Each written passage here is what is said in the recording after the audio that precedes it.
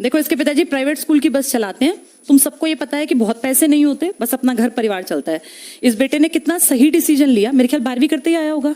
12वीं करते ही हमारे पास आ गया और वहां से देखो अपना रास्ता पकड़ के, इसके संगी साथी अभी ग्रेजुएशन या तो हो गई होगी या लास्ट ईयर में होंगे। इसने ग्रेजुएशन साइड बाय साइड की, नौकरी पहले इसके हाथ में आ गई। कितनी मिलती है? 28-29 के आसपास होगी। 29,000 रुपए महीने के इसके आने लग गए। बड़ी बात ये नहीं है कि ग्रुप डी लग गया, तो बहुत छोटी बात है। बड़ी बात है कि इसके पैर जम गए। अब इसी की उम्र के 21 साल के लड़के, एक तो अपनी माँ से, माँ 1000 रुपए दे दे, पापा से कह दे 2000 दिलवा दे, 5000 दिलवा दे। एक ये कि 29,000 रुपए महीने के इसके अकाउंट में आते हैं। अब 1-2 साल और मेहनत करके ये ग्रुप सी तक अपनी, अभी मेरे ख्याल पढ़ रहा होगा ना बेटा, ये रुकते नहीं है बेटा। जो ये बच्चे होते हैं ना ग्रुप डी लग के, ग्रुप डी तो बस एक सहारा है कि भैया हमें खड़े होने के लिए प्लेटफॉर्म मिल गया, यहां से फिर छलांग और ऊपर तक जाती है। अब ये ग्रुप सी का 100% पेपर पास कर पाएगा क्योंकि इसके दिमाग पे प्रेशर नहीं है। जो बच्चे पढ़ रहे होते हैं ना प्रेशर में होते हैं, आते आते क्वेश्चंस गलत होते हैं। इसके ऊपर क्या ही प्रेशर है, कम से कम 29,000 तो हर महीने आने ही आने हैं। अब इससे बेहतर करेगा तो 35, 45, 42 जो बाकी लोग हैं उन जितना पहुंच जाएगा। इसने अपनी लाइफ का एक सबसे अच्छा डिसीजन लिया। 12वीं करते ही ग्रेजुएशन की तरफ नहीं दौड़ा, नौकरी का रास्ता पकड़ा और वहां से नौकरी के रास्ते पे 21 साल का है और अब ये तनख्वाह लेता है। तो ये बहुत मैटर करता है कि हमने डिसीजन क्या लिया। पिताजी बेटा खेती करते हैं?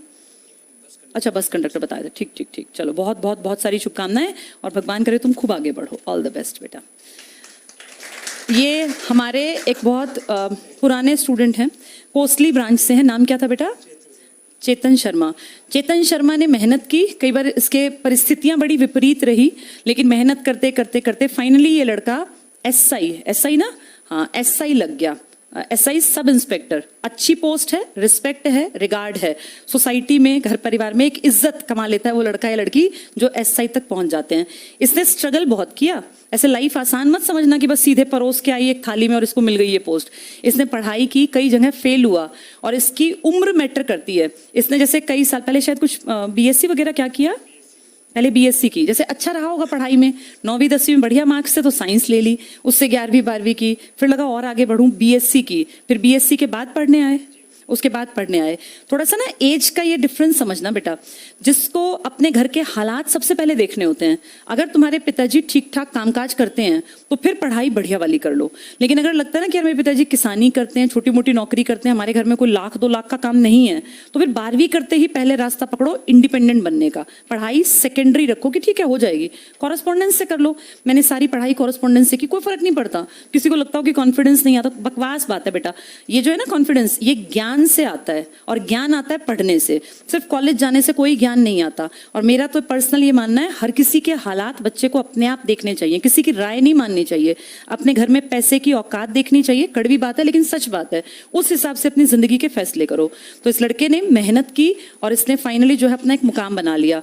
और एक बहुत बढ़िया बाइक इसने ली है। अभी पीछे हम एक ब्रांच पे गए हुए थे तो अपनी बाइक लेके आया था। कौन सी थी? करिश्मा, हाँ कोई नई बाइक आई है, बता रहा था। उसका रेट भी काफी अच्छा था। 2.25 लाख रुपए की बाइक इसने अपनी सैलरी से ली है। तो जैसे जीवन ऐसा बढ़िया हो कि हम किसी को जिद करके ना कहें कि बाइक दिलवाओ या गाड़ी दिलवाओ। अपनी पसंद से, अपनी मर्जी की इसने बाइक ले ली।